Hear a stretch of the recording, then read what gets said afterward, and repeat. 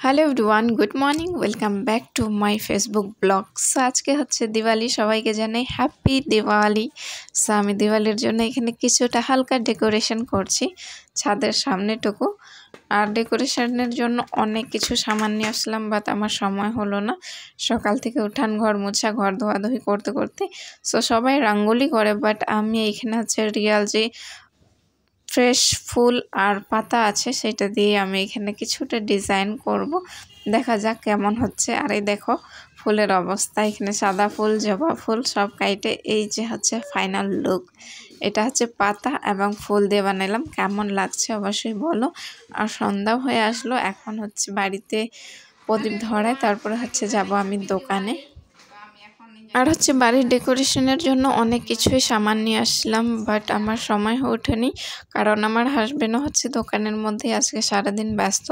আর আমি একা হাতে যতটুকু পারছি ডেকোরেশন করেছি।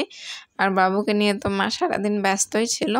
সো এই দেখো সিঁড়ির সাইডে এখন হচ্ছে দিচ্ছি। আর কি যে ভালো লাগে, দিওয়ালিটা আসলে আমার সব থেকে পছন্দের একটা ফেস্টিভ্যাল বললেই হচ্ছে দিওয়ালি।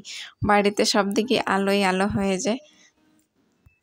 সো গাইস, দোকানে আসলাম, আর একটা জিনিস দেখতে পারছো, কি যে ছিল দোকানে ঠিক মতন জানি না, এটা আমাকে এমনভাবে তাকায় আছে, ভাবছে হয়তো কে যে চলে আসলো আর হুট করে দোকানে ঢুকছে, কারণ আমি দোকানের মধ্যে শাড়ি পরে একদমই যাই না।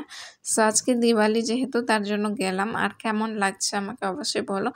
একটা হালকা কটনের শাড়ি পরেছি, বাস এইটুকুই, বেশি সাজতে ইচ্ছা করলো না তার জন্য। আর নর্মালি সাজলেই আমাকে ভালো লাগে আর কি। সো এখন হচ্ছে দোকানের সাইডে, দুই সাইডে কলা গাছ গাড়া হয়েছে, মম ধরাই দিচ্ছি। আর এবং আমাদের যে গণপতি বাপ্পা আছে সেই জায়গায় আমি পুজোটা দিয়ে নিলাম দোকানের ভিতরে। এখন দোকানে মোমবাতি দিয়ে তারপরে হচ্ছে দেন বাড়িতে যাব, আর দোকান থেকে কিছুটা পাটাকা নিয়ে নিব। আমি তো ভীষণই ভয় পাই, আর যে বাচ্চাগুলো ছিল তাদেরকে দিয়ে দেবো। এই দেখো বাড়ির জন্য নিয়ে যাচ্ছে এখন পাটাকা, আর বাড়ি যায় হচ্ছে সব ধরাবো, বাজি ফাটাবো আর কি।